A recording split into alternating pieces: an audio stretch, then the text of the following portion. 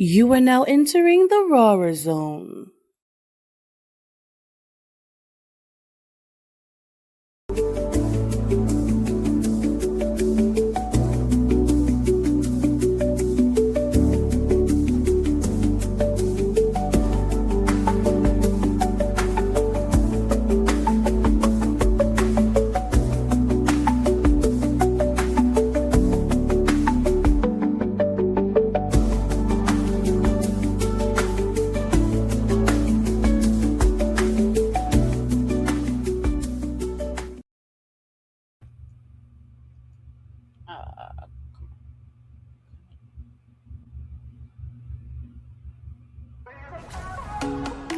USO 82.3 FM, we're the independent artists. Now streaming on all smart TVs. Just add the Live 365 channel and search PUSO. PUSO 82.3 FM, where the independent artists are the stars.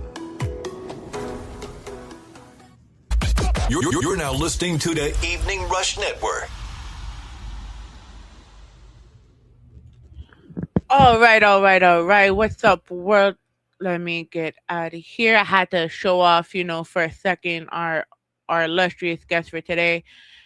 If we lucky, guys, you could catch the Rawrrzone mix on Booster 82.3 FM and the Evening Rush Radio Network next Wednesday and, of course, next Friday. Today, we're getting into the stuff that really matters. So let's start from the beginning. I am your homegirl, Ivy, Katie, whatever you want to call me. Just talk to me nice because our guest today, Brian Romero, does not like ugly. We are here. Welcome to the Rawrrzone. You can catch us everywhere. Visit our website, www.rawrzonenyc.com, or subscribe on YouTube at Rawrrzone NYC. We are live at our radio home, the Booster 82.3 FM, every Wednesday, 8 a.m. Eastern Standard Time, and of course, the Evening Rush Radio Network every Friday at 10 p.m. Eastern. And of course, you can stream us on Spotify, iHeartRadio, Amazon Music, Apple Podcasts, and wherever you may get your podcast fix. Whew. You would think by now I would be used to this. We are powered by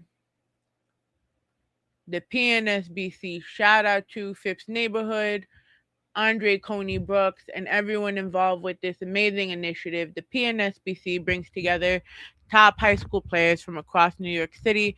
The league emphasizes competition, education, community service, and personal growth, preparing players to succeed both on and off the court. And all games are streamed on YouTube at youtube.com// at PNSBC the league. And of course, follow them on Instagram at PNSBC.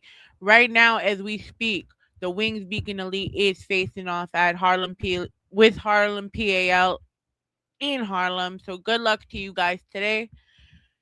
But for our PNSBC schedule for week 4, Saturday, March 28th, 2026. Unfortunately, we cannot attend the games, but we can watch it on youtube.com//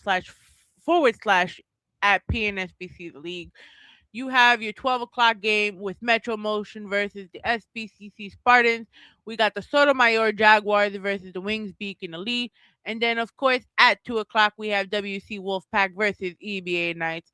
It is something you really want to get involved in. It's going to be a crazy time.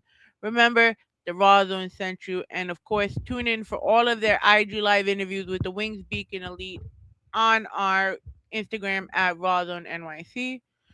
Whew. We are on the road to the Give Back. Our first official Give Back event of the year will be on May 30th, 2026. If you are an artist looking to open your talent to a new audience, be able to get promotional opportunities, to network with people that are in your industry, please link up with this. If you were part of our 2025 Give Back season, whether you donated, partnered, volunteered, or simply showed love and support, because of you, we raised $5,200 out of our $10,000 goal raised. We also gave opportunities for artists to have media interviews. They had on location opportunities, and we all do this not only for the artists. We are not only doing this in the memory of Sean Segui. We're doing this for the Sarcoma Foundation of America, that advocates and looks into research on an aggressive cancer called sarcoma. It is a cancer so rare, fewer than 130 cases have ever been reported worldwide.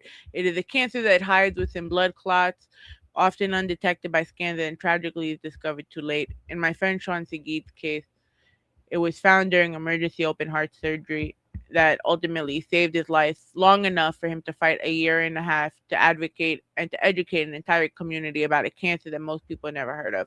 Sarcoma is known as a forgotten cancer. It makes up less than 1% of adult cancers, yet impacts both adults and children. Symptoms are also mistaken for everyday aches and injuries and can be found in diagnoses for a lot of athletic injuries and making everyday diagnosis and treatment extremely difficult. This is why our vision matters. This is why awareness matters. This is why the mission matters.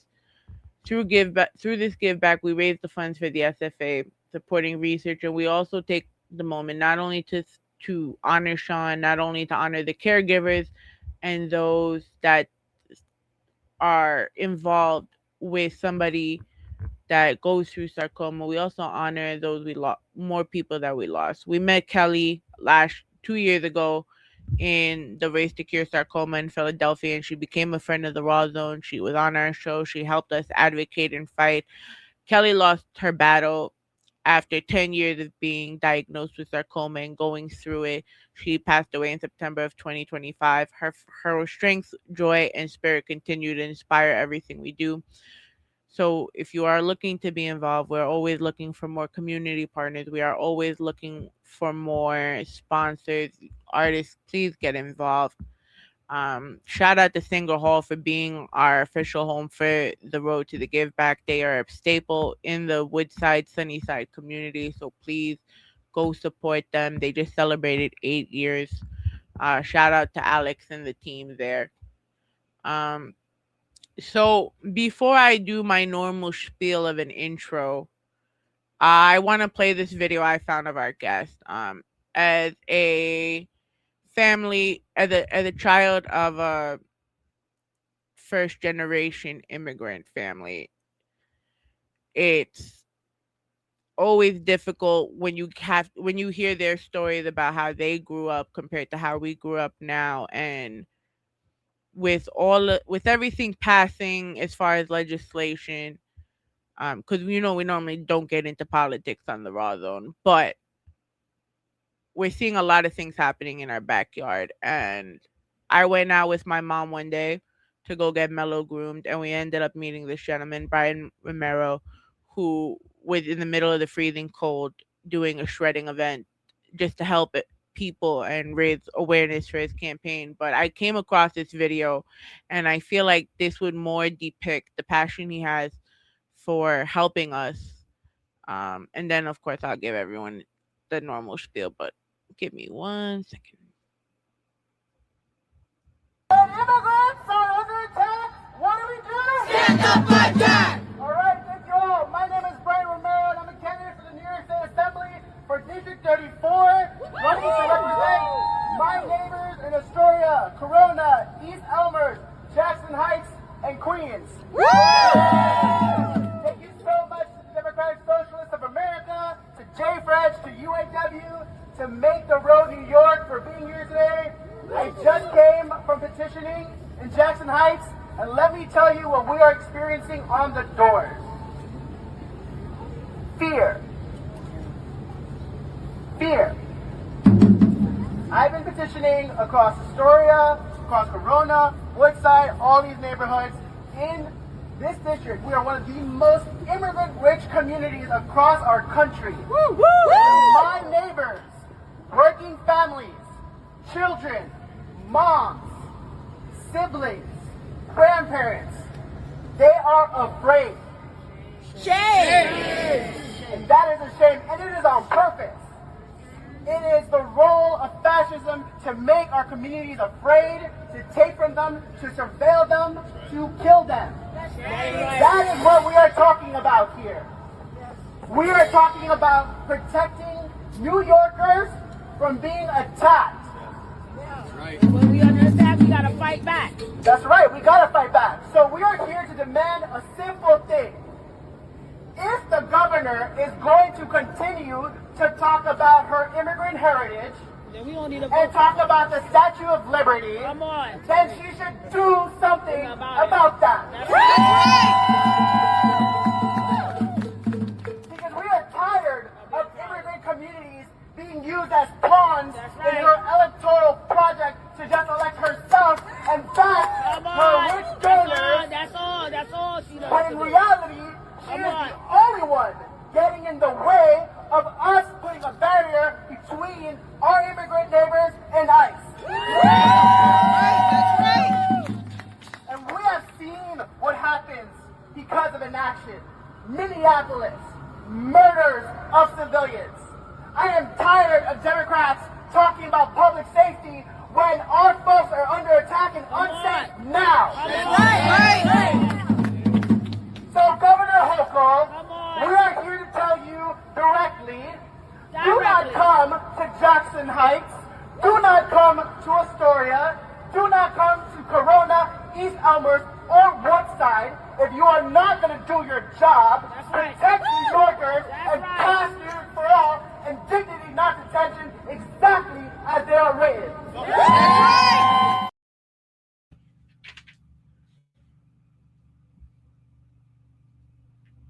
Our guest tonight, from growing up right here in Queens to working behind the scenes, Brian Romero, the candidate for New York State Assembly District 34, representing Astoria, Corona, East Elmhurst, Jackson Heights, and Woodside, had built his career around advocating for working class families, immigrant communities, and equitable access to housing, healthcare, and transportation. From a deputy director role, he's now stepping forward to lead with a platform focused on affordability, tenant protections, universal health care, and making New York safe for everyone. I need everyone to get their biggest Rawrrzone hello for Brian Romero. Hi, Hello, Katie. sir. How's it going? Thank you for I'm having good. me. No problem. I'm sorry. I'm a history major and I love journalism, so I actually like go in and No, it's all good. I read the detailed research. But for those that don't know, tell us who you are and also the role that you're running for, because not many people, or I want to say not ignorant, but not everyone really understands that it's not just like, okay, the Senate's helping us. There's other positions that are closer to home. Totally. Well, thank you so much again for having me, Katie, on Warzone. It's so awesome to be able to be with you, and even more so to have an Astoria native amplifying the work that we are doing on our campaign, but also our work in the state legislature. So, my name is Brian Romero. I use he, him, and his pronouns. I was born in a basement apartment in East Elmhurst in the district, and I grew up in an immigrant household that was very poor. Around 7 years of age, we were homeless because we could not keep up with costs. So the reality of many New Yorkers across our city and state of being one paycheck or crisis away from being homeless is something that I've lived myself. And it's something that I deeply believe that in a city and a state as rich as ours, with so many millionaires and billionaires and corporations who are doing even better than before on Wall Street, that we should simply not have New Yorkers going to bed hungry or homeless. And so I am running for New York State Assembly, District 34. And for folks who do not know, in the state level, we have two bodies of the legislature. We have the New York State Assembly, which is 150 members across the state. And they basically are districts that represent around 145,000 people, right? Democrats, Republicans, people who are not registered, period. Then there's the state Senate, which has 63 seats across the entire state, and they represent around 330 or 40,000 individuals. So I'm running for New York State Assembly District 34, which encompasses the neighborhoods of Astoria, Corona, East Elmhurst, Jackson Heights, and Woodside. I've lived in four of these five neighborhoods, but pretty much grew up around each of them at different points in my life. I was the chief of staff to the current assembly member, Jessica Gonzalez Rojas, who is now running for state senate. And in that time, we were successful in securing universal school meals, hundreds of millions of dollars, to ensure that every child or student in every school across our state could access a free breakfast and lunch in their schools. And why that's important is because we've had that in New York City for so long, but we didn't have that in parts of Long Island, in Westchester, in the Mid Hudson Valley, in so many places. And so we worked very hard with the assembly member to ensure that we can get that kind of investment, because we simply believe that every student should be able to be nourished when they're going to school. We also worked on things like establishing an abortion fund when Roe v. Wade fell, because we understood that New York needed to be a leader on reproductive rights, especially at this time when those rights are under attack. And in my career, I went on to the state Senate, where I now am senior advisor to State Senator Kristen Gonzalez, a socialist in office. I'm a proud Democratic socialist myself. And in that office, the senator has worked very hard to ensure that we are regulating AI, artificial intelligence, because of its really major impacts on our workforce, on workers, but also the way in which we do life every day, right? There's a number of individuals who use chatbots, or the large language models that we're accustomed to, the chat GPTs and such of the world, for Mhm. all kinds of things. And that has taken from various industries. We've seen so many industries lose workers to AI because these jobs are being automated. So all that to say, in all of that time, I believe that I have built the kind of necessary skill set to advocate for our neighbors in all of the district on a host of different issues. And I'm really excited that I got to meet you. You saw me in action getting Yeah, I signatures did. from our neighbors, and that is really the first step, and I think that that's important. I know that you don't have sometimes political folks on, but just so folks understand, when somebody has declared themselves as a candidate, they have to get 500 signatures for a state assembly race, from registered Democrats in the district that they are running in order to qualify and just get on the ballot. That's step number one. So that's what you saw me doing, talking to our neighbors and making sure that we are educating them about this process so that they understand it, but So also did we talking to them. get the 500 signatures already? Yeah, we're past our goal at this point. Yes. Yeah, we're pretty much past 1,000 at this point. But it's always good, to get like 3 times more the minimum, just in case the signatures get challenged or anything. But also because it's an opportunity, like you and I had, to meet new neighbors and new folks who may or may not know about the political process and educate them a little bit, hear a little bit about what they care about, get the kind of data so that we can hopefully come back around, talk to them about why we are running our platform and why we want them to come out and vote for us.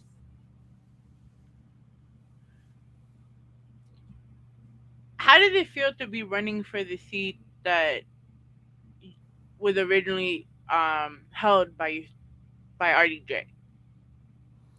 Yeah, it's interesting. I mean, I told you a little bit about my history. I grew up in the public school system. So I went to public school like K to 12, and then got my associate's degree at CUNY, my bachelor's in CUNY, and my master's in CUNY. I studied to be a social worker, and I was a psychotherapist for about 5 to 6 years, um, working mostly with vulnerable communities, low income folks, immigrants, LGBTQ folks, working on trauma and substance use issues and other mental health issues, depression and anxiety. I didn't really think that I would find my way into policy work and then politics and government, right? I was not unlike so many New Yorkers across our city and state who thought, man, these folks don't listen to everyday people. They're not really there for us. They're not really trying to advocate for our needs. But I met Cecilia Gentili, who was a trans leader and somebody who fought for things like the decriminalization of sex work. And she said, I'm always seeing you at these rallies and protests and things with elected officials. Why are you in the mental health department? And I said, I really care about healing people's deep pain and trauma. That's something that matters a lot to me. And she said, I hear you, but I think that if you worked in policy work and helped change the laws and systems, that would help heal people on a bigger scale. And it was odd. I didn't think about it in that way, but then I eventually did go into policy work where I advocated for the needs of LGBTQ communities, but also people living with HIV or AIDS at the city, state, and federal level. So I would zigzag between Albany and Washington, D.C., come back to New York City for like 2 days and then do it all over again. And we fought for things like healthcare access for immigrant communities, but also funding at the national level so that we could work to eliminate the HIV/AIDS epidemic, but also work on things like harm reduction because we know the substance use epidemic, the drug epidemic, has been really harmful to a lot of communities. And so I did that for about 2 years, and then met Jessica Gonzalez Rojas. She asked me to be her chief of staff after she won her election, and I didn't know that I wanted to do that, to be honest, because I really enjoyed being an advocate and being on the other side of it. But I thought maybe it's the time to be a bridge for all these different advocates who are fighting for housing, who are fighting for healthcare, who are fighting for criminal justice reform, who are fighting to make sure that we don't have over policing in our communities. And so I thought it was going to be a year and I was just going to go back to advocacy. But a year became, 4.5. I'm very proud of the work that we have done. Didn't think that I would end up being a candidate. But when Jessica announced that she was running for the state Senate, we spoke, and I spoke with neighbors, and here I am before you as a candidate for this race. It's still a little surreal sometimes, but I tell myself that this is just an extension of the work that I've been doing for over 5 years, just in a different way, and it feels right in this moment to try to put myself forward, do the best that I can for our working class and immigrant communities, use the skill set that I've garnered over the couple of years, and fight like hell for our working class families. You also, with the reform that you were trying to do to help people with HIV and AIDS, you also started a program allowing to have prep for Yeah, the yeah, prep. that was legislation that I advocated for in Albany, in the state legislature, was to expand pre-exposure prophylaxis. Some people don't know this, but it is, preventive medication that one can take to avoid the transmission of HIV from one person to another. It's highly effective. It has helped us in reducing rates across the city and state in our communities of color and our low-income communities, and even our communities where people use drugs. And so I advocated for the expansion of that, as well as post exposure prophylaxis, which is what someone can take after they think that they or believe that they have been exposed potentially to HIV, as a way to prevent that further transmission. So yeah, those are pieces of legislation that I advocated for, things like that. Things like ensuring that veterans who were LGBTQ and who left the armed forces and wanted to access their benefits but couldn't because they had been dishonorably discharged. We were advocating at the state level to make sure that the courts could change the documentation after we repealed Don't Ask, Don't Tell, to ensure that they can actually access their benefits. And things like gender neutral bathrooms, because we know that trans folks and people who are non binary deserve to access a restroom just like anybody else in our city and state. Sorry, I have like all these notes here. No, it's okay. The other thing that we worked on that is still very much dear to my heart is a piece of legislation called Coverage for All, Yeah. which is legislation that would allow us to provide healthcare access to undocumented New Yorkers, because depending on the types of status they have, sometimes they may not be able to access healthcare in the same way that myself or others can. And so I've advocated for that for a number of years. We've not been as successful on that front. We've had some changes. We've been able to secure some healthcare access for people above the age of 65 or individuals who are pregnant. But I firmly believe that healthcare is a human right. We should be able to all access healthcare, regardless of our immigration status, regardless of our employment, regardless of where we live. And so that's something that I've been very passionate in advocating for as well. As a leader right now, especially with immigrant rights, how are you feeling about what's really happening right in our backyard? Yeah, I mean, you played that video in the beginning. I was angry. I'm still angry. I again, my parents came from Colombia with very little, but with a dream to raise a family here, provide them opportunities. And we have not lived up to that dream in our city, in our state, in our nation, right? Immigrants are under attack more than ever. Civilians are under attack more than ever. And I'm in these group chats, under Hands Off New York City, which is a initiative across our country, really to educate everyday folks on how to push back on fascism and the oligarchy and the Trump administration and ICE. And these chats go off throughout the day of people seeing ICE in the community. They either take pictures of them, the car or the plates or these people in vests, and they are increasingly coming to our neighborhoods. And it is very scary. My mom, even said uh, some weeks ago, or some months ago rather, she said, do am I a danger of them detaining me and deporting me on site, even if I have citizenship? And maybe in the first administration or even before that, I would have said like you're gonna be okay, like just carry your ID on you. But I didn't know what to tell her in that moment. Because the truth is that ICE has become an anti-civilian force that doesn't care about anyone. They simply want to push forward this white supremacist agenda to erase immigrant communities, those who are allies to them, family members. They've killed people in Minneapolis, as I said in that video. And it's truly scary and it's dangerous. And it is an affront to our democracy and our way of life. And so I am scared. I am angry that our families and neighbors are scared to go to their own, delis, to drop off their children, to go to work, to go to school. No one should have to live with that fear in their own neighborhoods, in their homes. And one of the things that I was saying in that video too was part of the process is getting these signatures, right? And so I will knock on doors basically every day. I'm out there knocking on doors, talking to our neighbors about our campaign and why we are running and trying to get them to sign for us so that we can qualify to get on the ballot. But I've been experiencing a lot of hesitance and fear and distrust.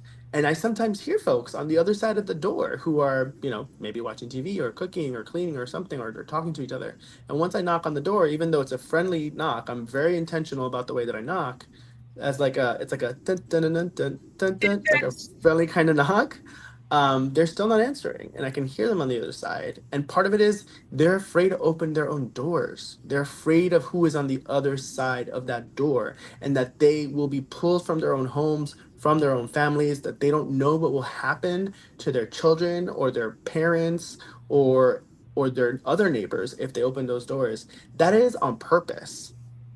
Fascism and oligarchy, this administration is purposely trying to make our communities afraid, communities of color, immigrant communities, low income communities. They're trying to make us afraid to not engage in the political process because they know that if they can make us afraid, if they could reduce our political activity, if they could cause us to stay in our homes and not engage and not organize and not push back, that fascism will continue to pervade the country, sink deeper and deeper, and make us all unsafe, while the millionaire and billionaire class continue to get richer and richer as all of us struggle. And so I am deeply afraid for them. I'm angry. I am disappointed in our Democratic leadership at the national level that have just not done enough to push back on ICE and to push back on the Trump regime. And that's all of our national leaders, from the Senate leaders to the House leaders. They need to do more to protect our communities from ICE.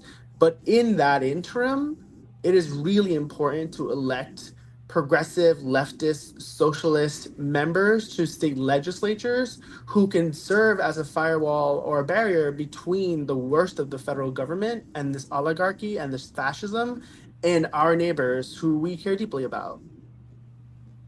What can we do, right? Because, I mean, being from Astoria, being from like this our area and being in our district, you know how everyone is like the Mm-hmm. text messages, the hood landline, like, yo, don't go to Yep. this area.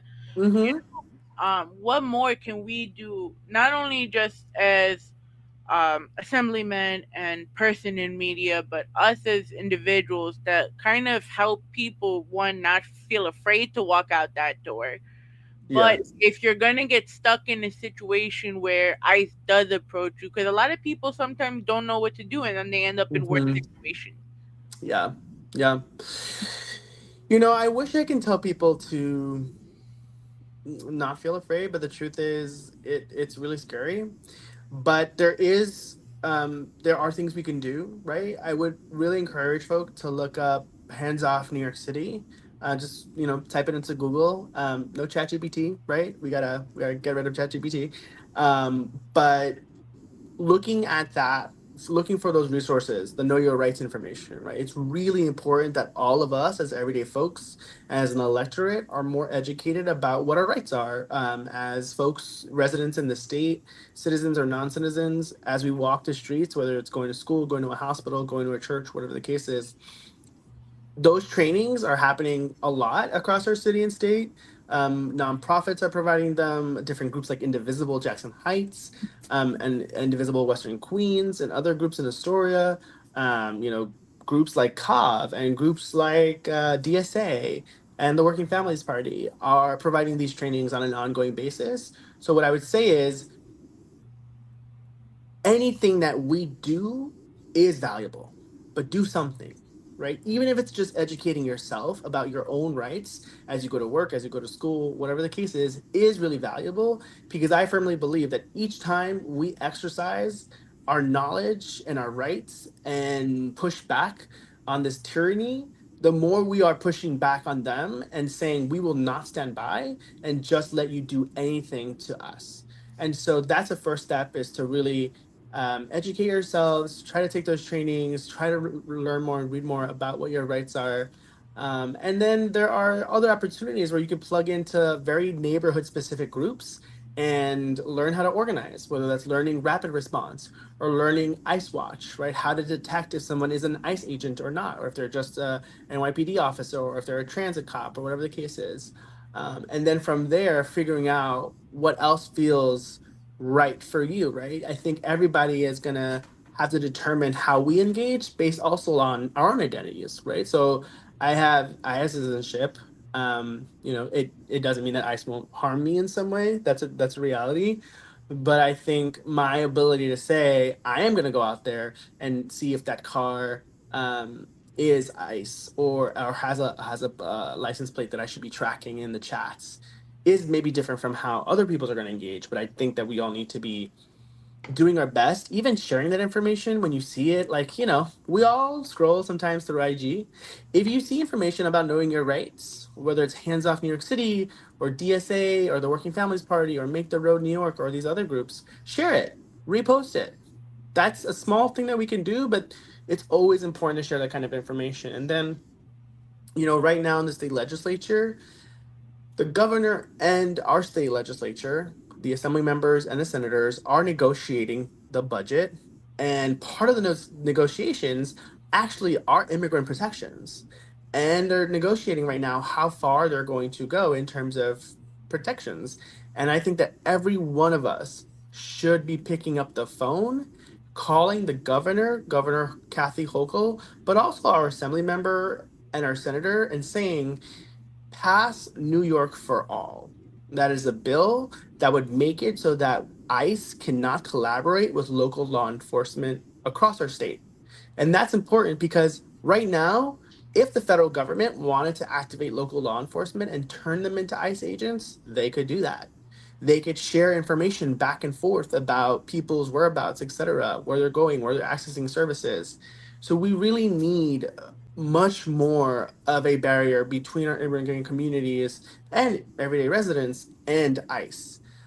So please look up Hands Off New York City, educate yourself about your rights, pick up the phone, call your assembly member, call your state senator, call the governor, tell them to pass New York for All. It's deeply important, even if it's just that, right? We don't have to be super seasoned advocates or anything. You don't have to work for an elected official or anything like that. Simply just Google, New York State Senate, New York State Assembly. You will find that there is a link there that says who is your assembly member, who is your senator. You put in your address.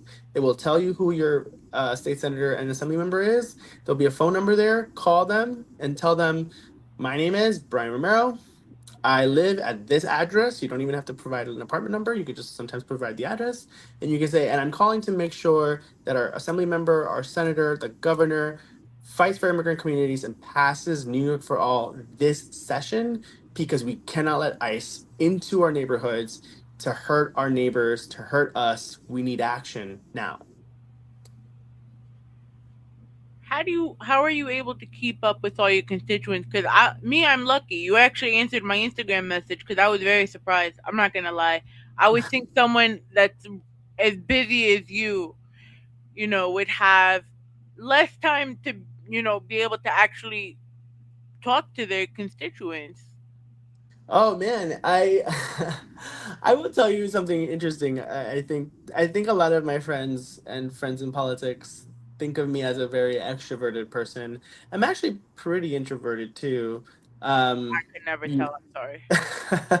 that's good, I guess. Fake it till you make it.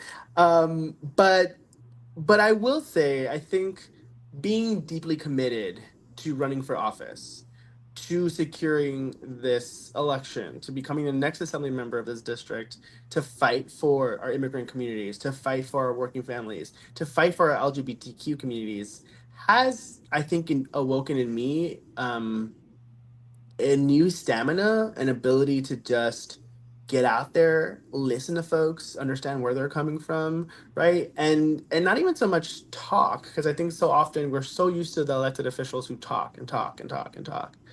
And even this, right, is going on for a while for enough for me. But I think it's really important for me to get on the doors, or like when I met you on the street, and just say, hey, this is who I am, this is what I'm doing. What's important to you? And sometimes people will say, we need more buses.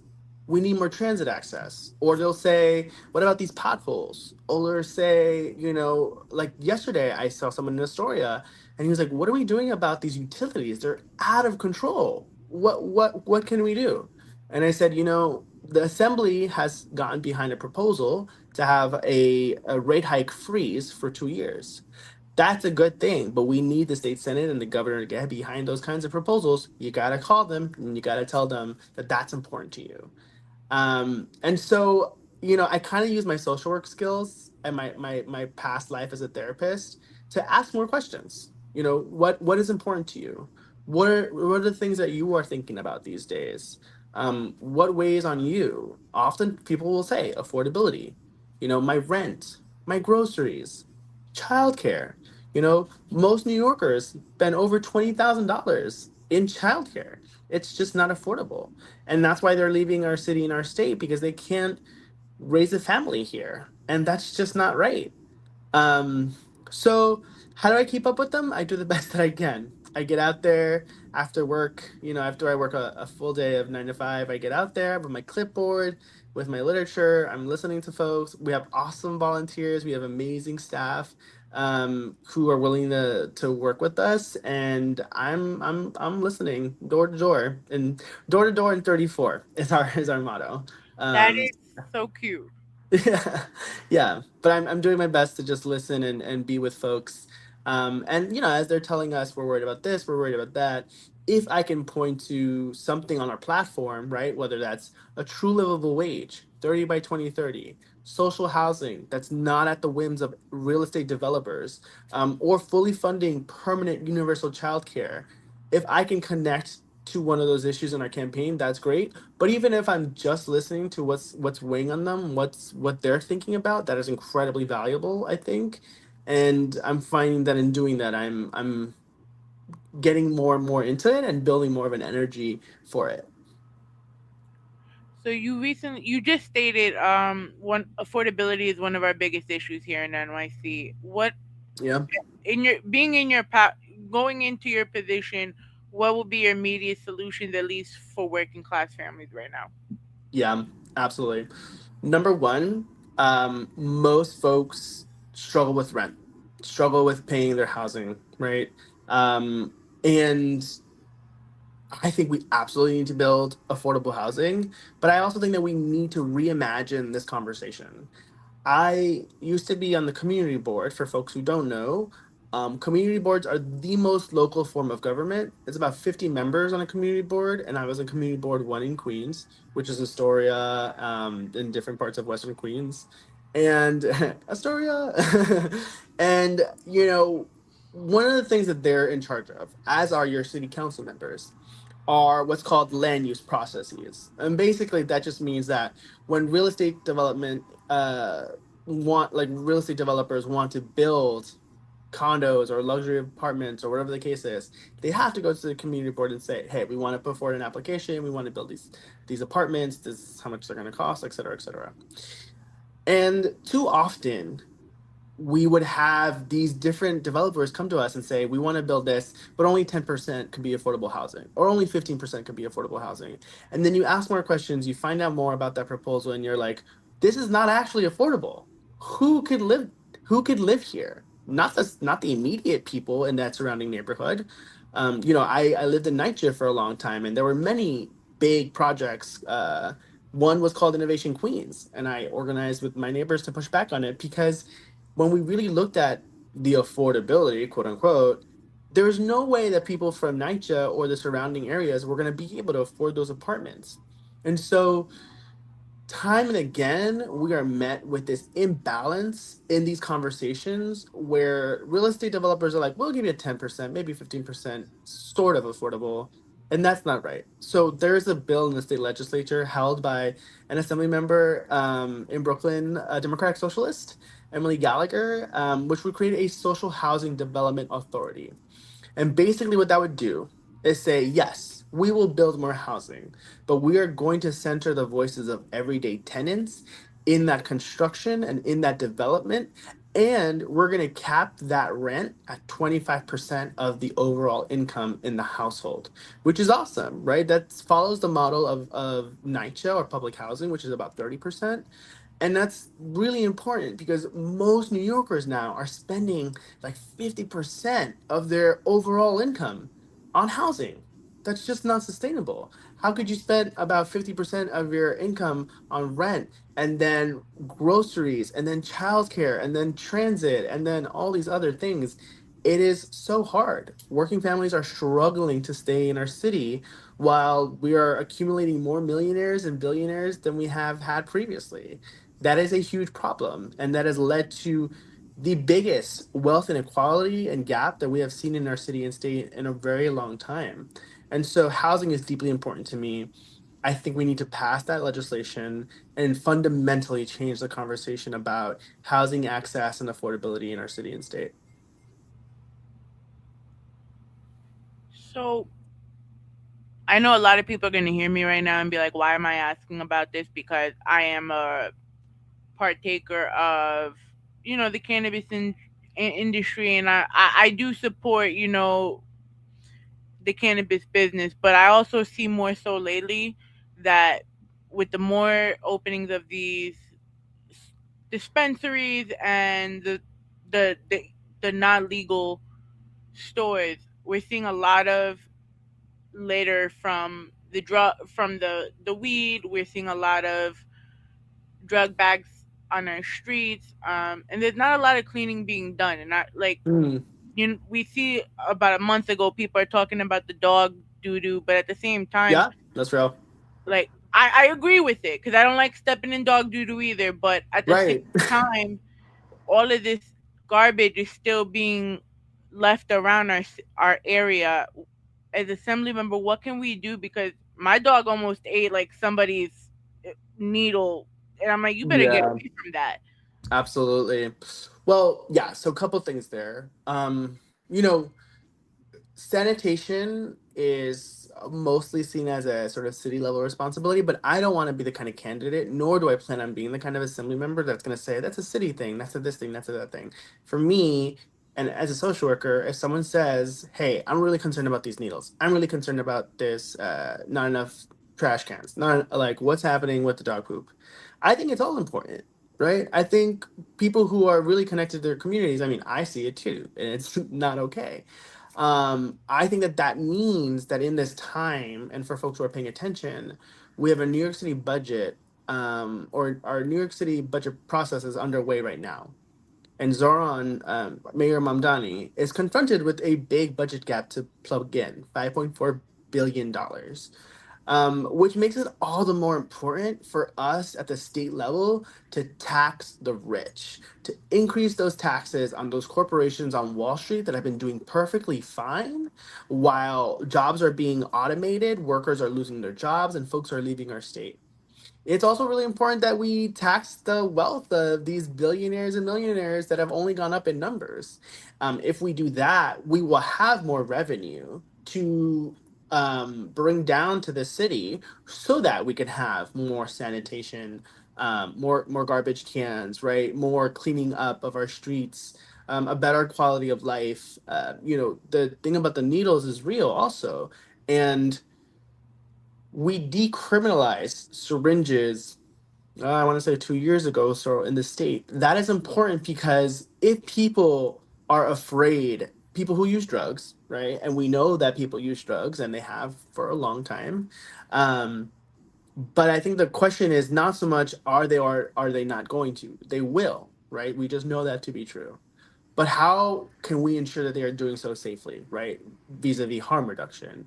So if folks are afraid to carry around needles, for example, then they're much more likely to drop it in the streets or, throw it wherever they, because they're trying to get rid of it and they're not trying to be criminalized as a result of carrying this.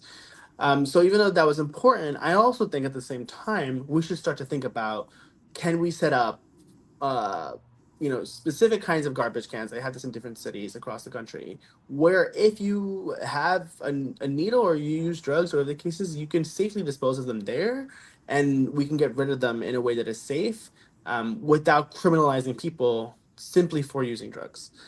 So I think that that's something that we need to think about too. But I think all of this is dollars. We're talking about needing resources in the city to do these things, which is all the more important that everyday folks, Astoria, right, in Western Queens, push their elected officials, their assembly members, and their senators to get behind these taxes on the ultra wealthy so we can have the resources necessary to make our streets cleaner, safer, and healthier.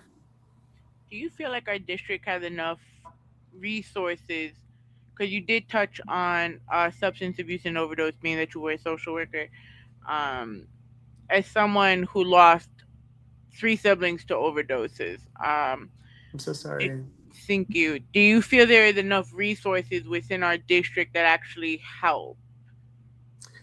I think that for too long we have treated healthcare like a commodity or like something supplemental. It is a human right. It is essential. And in so many countries across the world, it is treated that way. It is only in this capitalist nation where everything has to be attached to some sort of revenue or money or bottom line that we are treating it as extra. We absolutely need to pass things like single payer healthcare in New York State and across our country. The New York Health Act is one bill that would do that here in New York State. I fully support that. It would create a progressive income tax that would allow us to all get universal health care, regardless of wherever we live or employment status or anything like that. I think those are the kinds of things that we need to be thinking about. Right? We saw COVID decimated our communities, and so many folks died. I still, think about Unnecessarily.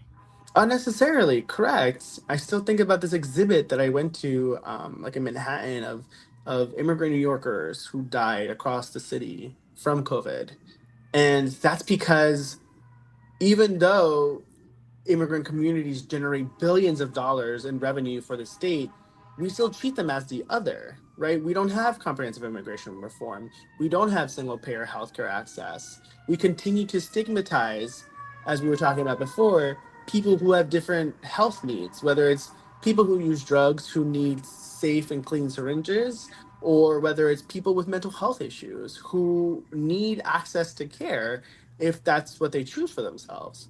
And so I do think that our city and state needs more resources. We know that the more resourced communities are the safest communities for everybody involved.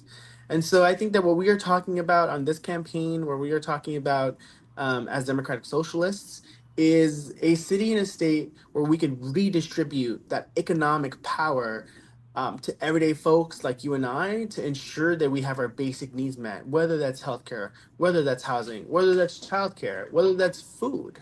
Food insecurity has increased in our state since COVID, if not more so. And it's really unfortunate that people are choosing to either pay their rent or have food for their families on the table, or are choosing to forego their insulin or other medical needs because we don't have the resources that we need, because we have a billionaire millionaire class that continue to frankly buy elected officials to continue to line up their own pockets, right? Think about the AI industry. Think about the tech oligarchs who are making more and more money as so many jobs and sectors are being automated and workers are losing their jobs, but they're making tons of money not caring about the impact on everyday folks. So I don't think that working people across our city and state and our country have enough resources. I think we absolutely need to increase those taxes on the ultra wealthy to redistribute that economic power and those resources. But fundamentally, we need to start thinking about all of this not simply as um, things that happen. There are political choices that our elected leaders at the national level, from the House leader to the Senate leader. These are choices that they have made to prioritize these powerful interests, these moneyed interests, over the needs of everyday folks. What changes do you want to see within our MTA and our public transit? Oh yeah. Well, I absolutely think that we need more buses. I know we've had this bus redesign, and that's been very frustrating to a lot of my neighbors. And the idea has been to make things more efficient and more expedient. But there are a lot of older adults who can't just simply walk a lot more to get to the next bus. And I think that we need to talk about what a fully funded MTA looks like on an ongoing basis, not just here and there whenever the governor's up for reelection or some other folks are. There's actually a ton of different sources of revenue for the MTA that are not codified. What I mean by that is, for example, there's an internet sales tax that every year we have to appropriate it. We have to redesignate it to the MTA. Instead, we should and that, by the way, is a gimmick from the Andrew Cuomo days, where he would use the budget of the MTA to hold things over legislators, to sort of get them to support what he wanted in his budget. But public transit is a public good, and we all need it. I use the bus and the train all the time to get to work or to and from campaign things. And it's not just, again, it's not a commodity. It is an essential for New Yorkers across our city. And if it's an essential for New Yorkers across our city, then we should be fully funding it and not playing games with the sources of revenue for the MTA. We should just fully remit things like the internet sales tax and other things and have more transparency in our MTA budget so we can increase those buses, so we can make those trains faster, 6 minutes, at least. But there's too many New Yorkers who every day are so frustrated because their trains are running super late because the MTA still doesn't have the resources that we absolutely need. I'm one of them. Right, right. I think we've all taken those pictures of the signs with the wait being like 10, 15, 20 minutes, and we're like, might as well walk, right? Or the horrible, like, the moment it starts saying delay, you know it's over in New York It's City. over. Yeah, no, that's for sure sign. Do you think though, if they make it more transparent, will it also become more affordable for us? Because they just recently brought it up to an even $3. Yeah, yeah. I think, again, this is why, and I go back to this because I think it's really important, because everything that we're talking about, public transit, healthcare, housing, universal childcare, food, all of these are necessities. And forever, the right or even moderate Democrats have said, well, how are we going to pay for it? How are we going to pay for it? How are we going to pay for it? Well, if we could stop giving tax breaks for things like yachts, jets. I mean, we give tax breaks like that in New York State for these things that I don't have a yacht. I don't know anyone who does have a yacht. I don't know anyone who has a I got a helicopter toy or a yacht. jet. Like What was that? I got the little toy sailboat. Right, exactly. That's about as close as any of us are maybe getting to a yacht. But why do those folks get tax breaks for things like that when our small businesses are closing? And for folks who are in Astoria, right, like the Brass Owl is going to close. That is heartbreaking. But that is also the result of political choices that for so long are things like We give tax breaks for folks who own yachts and jets, but we can't even get commercial rent stabilization for our small businesses like the Brass Owl and others across Ditmars Boulevard who just want to stay in business and who are like, why am I paying on one side of this boulevard this amount of money and then the other side is a whole different amount of money? It's ridiculous. And our small businesses are really the backbone of our neighborhoods, and we should be doing more to protect them. And instead, we're seeing, the Amazons of the world and such just get wealthier and wealthier, or the Bezos of the world get wealthier. So that's something that's deeply important to me.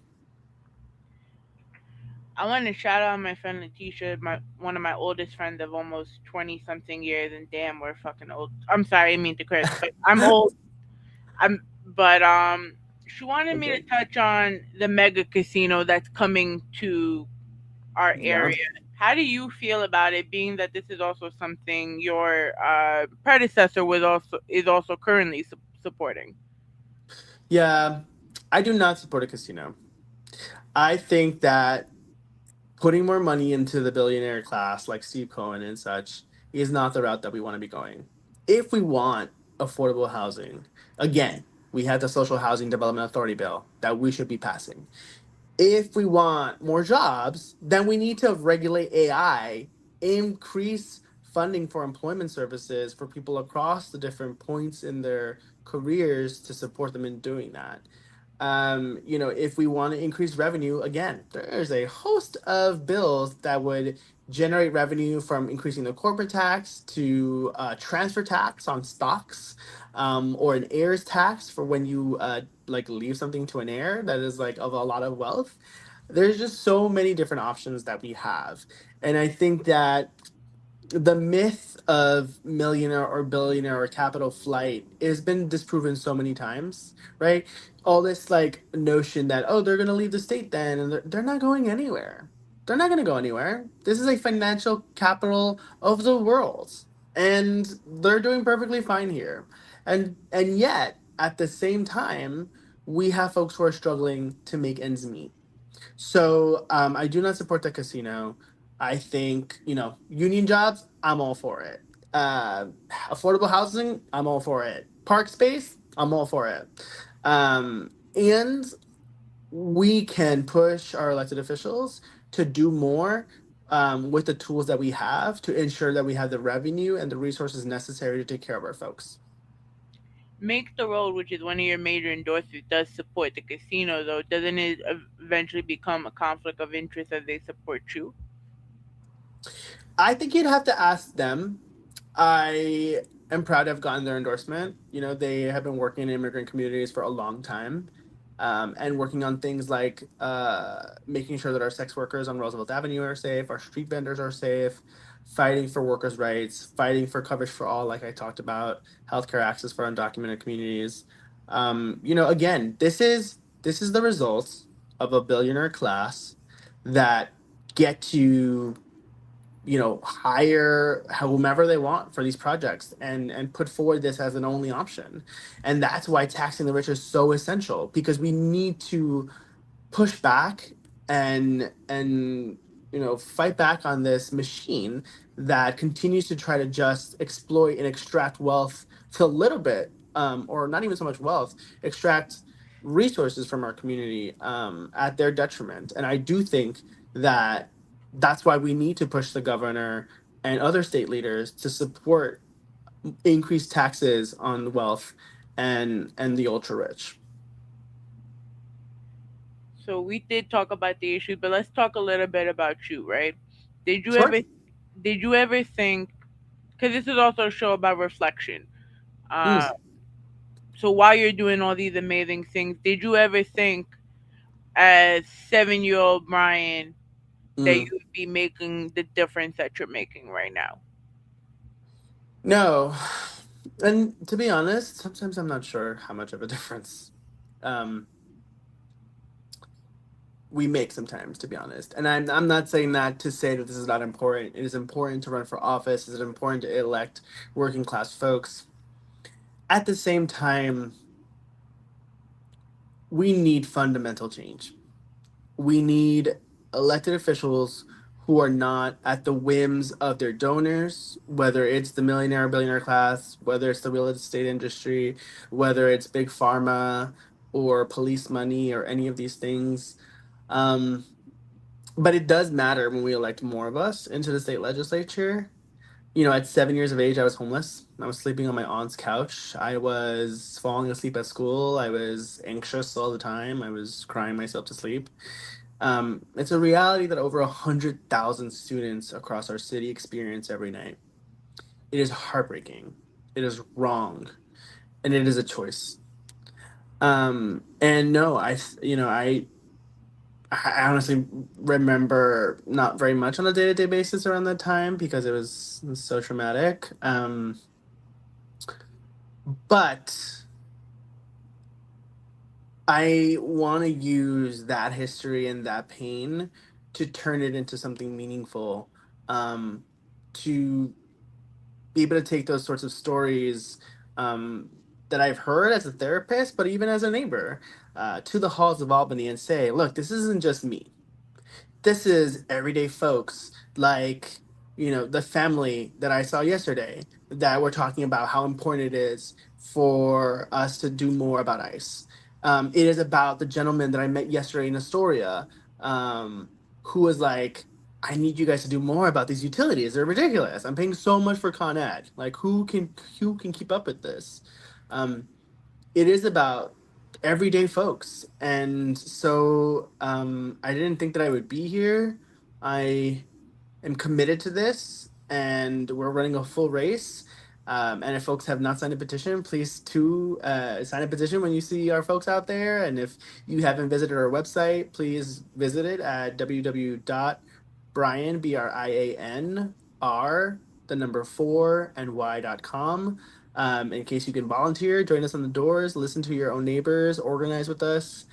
It matters to elect more democratic socialists and leftists and working class champions to the legislature. And no, I didn't think I would be here, but I am here, and I am deeply committed to this work, and to doing the best that I can for our folks.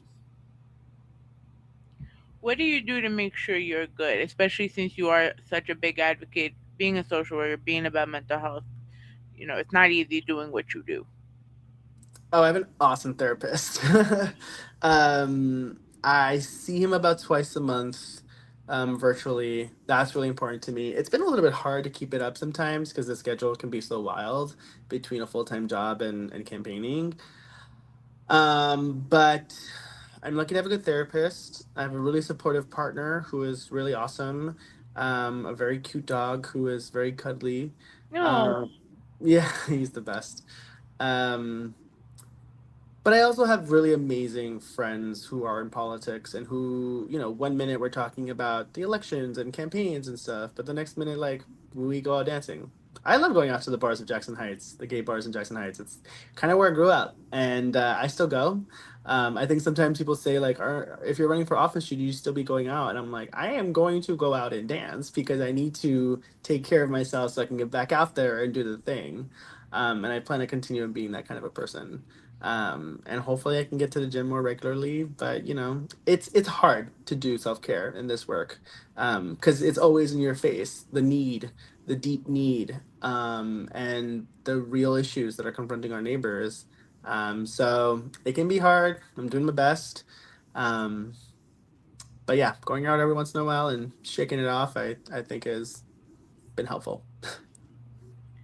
What are the common misconceptions people will have about you? Huh. Uh, I don't know. I guess I'd have to ask people, but um, I'm an open book. I'm happy to have folks ask me about who I am, what I believe, what I think in.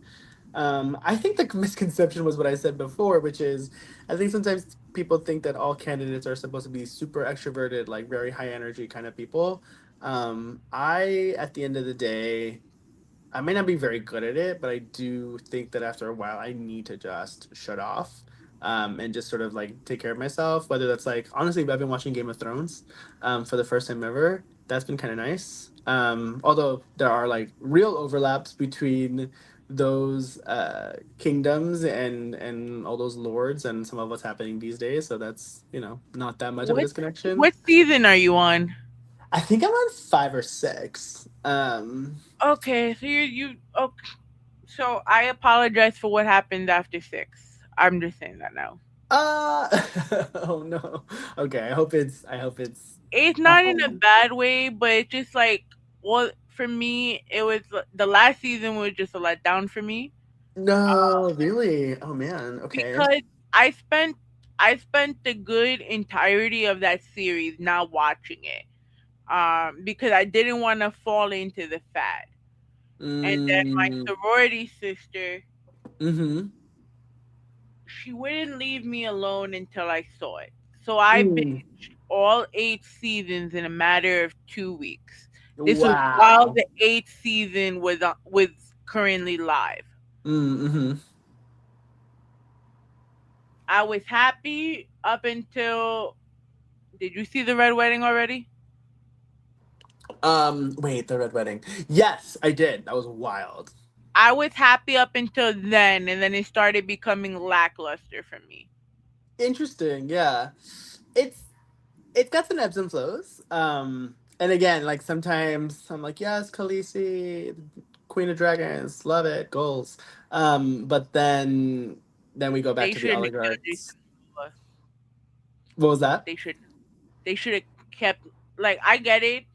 Like, he did take advantage of her. We're gonna say that nicely because this is online. And we don't know if some people actually watch the show, so we're not trying to be complete spoilers. Oh, true. But you know, when she fell in love with him, though, from the Stockholm syndrome and everything down the Mm, line, you actually hmm. started rooting for them. Yeah, it's been a nice little disconnect, but yeah, sometimes it gets a little real. Survivors' rights, another thing that we need to do more about in Albany, actually. What? Not I'm sorry. not to Repeat that. bring I mean, like there's a lot of victims of sexual abuse or domestic violence. Yeah. I'm a survivor of domestic violence myself, and I think that there's more that we could do in Albany for survivors of violence. Not to bring it back immediately to the policy stuff, but it's a thing that continues to happen in the show that I'm like, this is like, Oh, it brings up a lot of things because it's realistic in the sense of it's happening now. oh yeah, yeah, yeah.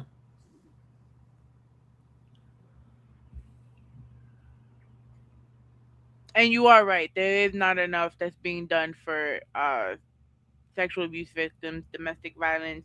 But I also feel like when Roe v. Wade got overturned, Mm-hmm. I feel like it took down the validity and the importance of actually doing something. I mean, it was a very violent thing that happened, right? To strike down Roe and the right to an abortion is incredibly violent. It robs people of their bodily autonomy. It says that we can be treated however we want, mostly femmes, women, and folks who can give birth. But yeah, that is something that Assemblymember Gonzalez Rojas, my previous boss, who's now running for Senate, worked a lot on most of her career, um, and she's really really taught me how to think about everything as a reproductive rights issue or an abortion rights issue, and again, something I'm hoping to support and do more of when I hopefully am so lucky to become elected as the next assembly member. So, what is the next part of the process for you now that you got the votes or the signatures? I apologize. Yeah, yeah, no, thank you. I appreciate that's a good question. So now that we got the signatures, we will be dropping them off, I believe, on Monday to the Board of Elections and saying, here's all of our signatures. Um, I believe we qualify for this. They will review the things, and then we are officially confirmed that we will be showing up on the ballot around June. And then basically from April until June 23rd, we will be running a full field program where we are going to be knocking on doors. We're going to be out on the streets. We're going to be doing some phone banking. We might be doing some texting, etc. Maybe some TV interviews, etc. to talk to folks about our platform, where we want to protect our immigrant and LGBTQ communities. We want to make our borough, city, and state more affordable, whether that's a true livable wage, social and affordable housing, universal childcare that is permanent, and we want to tax the rich. So we will be out there, our awesome volunteers, our incredible staff, right? Shout out to Monica and Ria and Jeremy and Mia, who honestly I could not do this without. And we'll be talking to our neighbors about why we think we are the best situated candidate to be the next assembly member and how we're going to fight for them and continue to build this coalition of political groups and labor unions and neighboring elected officials who believe in our vision for a more affordable Queens where we can all thrive. You know, I've been so I started like just my collegiate journey. I was uh history major in college, and then I put myself through work, through school, through working in nightclubs, working in entertainment, doing Mm-hmm. stuff like that, right? But it came to a point where I've like been so immersed in it, where now sitting here and talking to you, you know, it makes me realize, that I'm not as involved with what's really going on with the world around us. So I want to thank you for putting a light on to what's been going on in our communities, because it is more than just what all of this is bigger than us at the moment, and Mm-hmm. we need all the community support we can get. I work in the Bronx, so I see these kids Mm-hmm. that are suffering, whether it's abusive homes, or Mm-hmm. it's, you know Asthma. just even just they're depressed because they don't know how to regulate their own feelings, because there's not enough resources for that. Mm-hmm.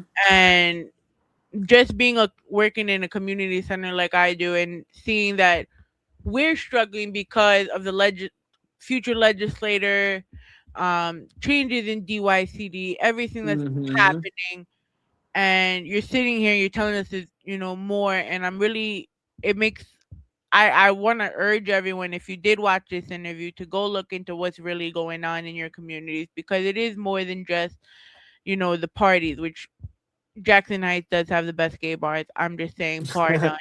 It does. But, but we also need to go save Fresco's Cantina, because they're Yes, going through it. totally. Like, Totally. Yeah, and they're having something on the 29th. If folks can come out and support, there's a GoFundMe. I think I have it linked up in my social media somewhere, but if not, we'll do that.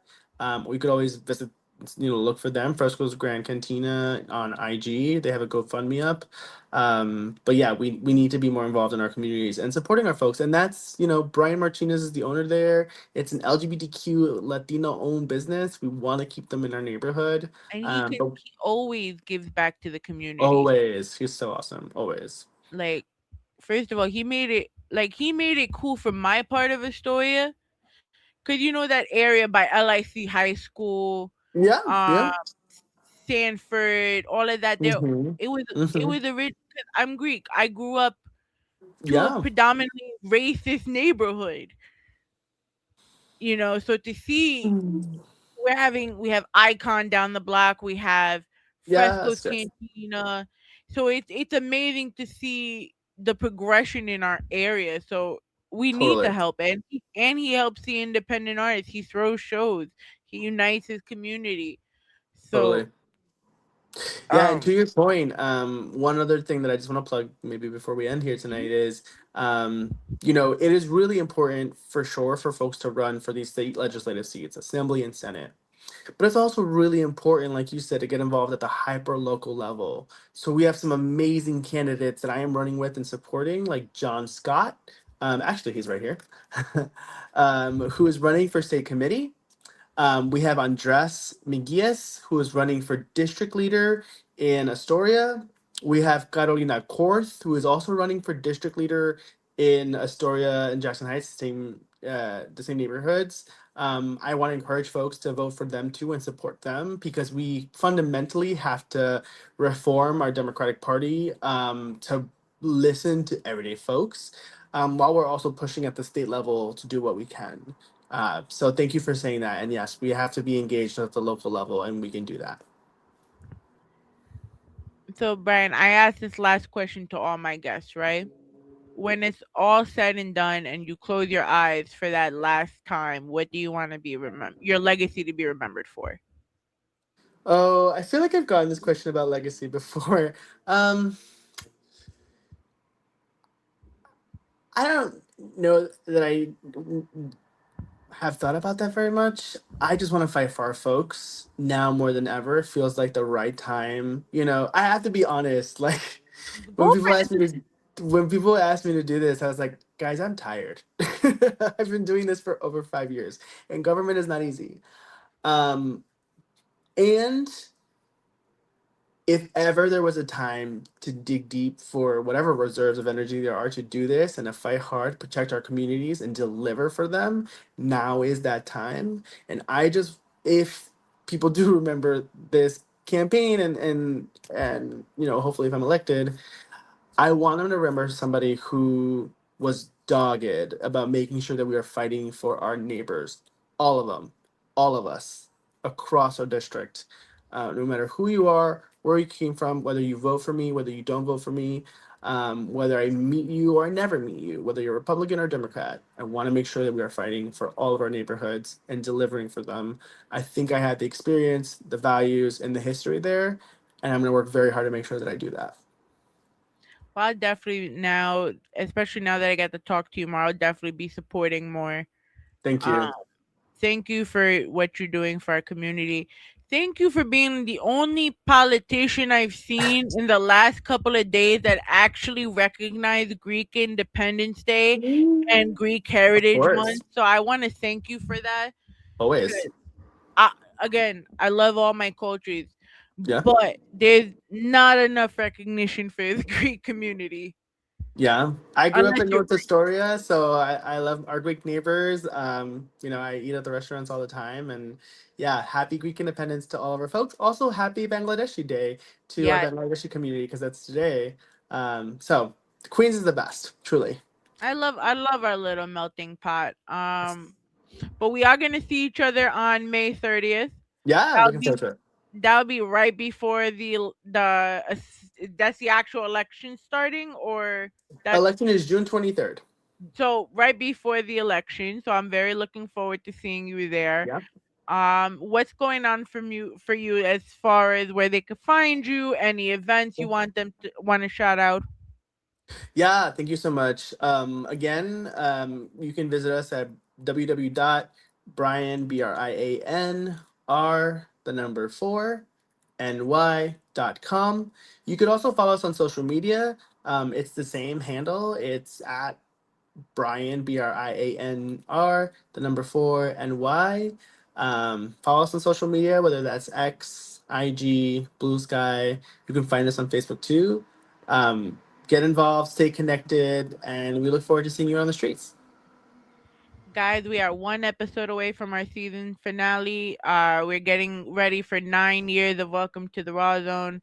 Follow us everywhere at Rawrrzone NYC, www.rawrzonenyc.com. We'll be back Monday with Rainstorm. Please support Brian Romero. Please support our give back. Please support the shows on Yes. the network. We got Neighbors, we got Gorilla Talk podcast, we got the Ivy Talks. We also work with different blogs. Get involved with them. Get involved with the lesson of the day. Get involved with your local legislator. Be available for your community because you never know what's gonna happen next. Whew. And I did this interview and only cursed once, so I feel like that's a whole accomplishment. Amazing. Thank you so much for your time, Katie, and thank you to Thank you everyone. so much Support Raw Zone. thank you so much for putting up with me and my It was nervousness. awesome. And You're um, great. I close this out with a very it's motivate. It's a very motivating message, but it will make you laugh. So I leave this with everyone tonight.